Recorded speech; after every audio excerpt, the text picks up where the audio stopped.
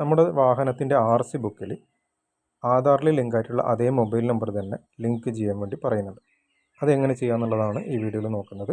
അതിനുവേണ്ടി നമ്മൾ പരിവാഹൻ വെബ്സൈറ്റിലേക്കാണ് പോകുന്നത്. പരിവാഹൻ വെബ്സൈറ്റിലേക്ക് പോയി കഴിഞ്ഞാൽ അത് ചെയ്യാനുള്ള ലിങ്ക് ചെയ്യാനുള്ള ഒരു ലിങ്ക് നമുക്കവിടെ കിട്ടുന്നുണ്ട്. അതിൽ ക്ലിക്ക് ചെയ്ത് മുന്നോട്ട് പോകാം.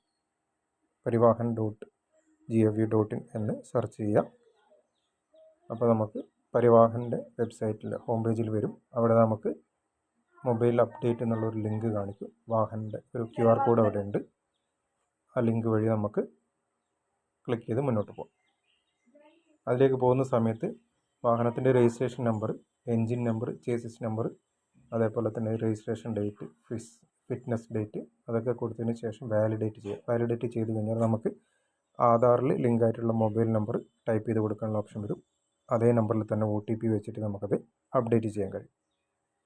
അപ്ഡേറ്റ് ചെയ്ത് കഴിഞ്ഞിട്ടുള്ള കാര്യങ്ങൾ നമുക്ക് നോ യുവർ സ്റ്റാറ്റസ് എന്നുള്ള ഓപ്ഷൻ എടുത്തിട്ട് ചെക്ക് ചെയ്ത് നോക്കാനും കഴിയുന്നതാണ്. അപ്പം ഇതുവഴിയാണ് നമ്മൾ മൊബൈൽ നമ്പർ RC ബുക്കിലേക്ക് ലിങ്ക് ചെയ്യേണ്ടത്.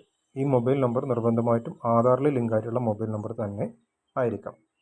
ഓക്കെ, എന്തെങ്കിലും ഡൗട്ട് ഉണ്ടെങ്കിൽ കമൻറ്റ് ചെയ്തോളൂ, റിപ്ലൈ തരാം. Thank you.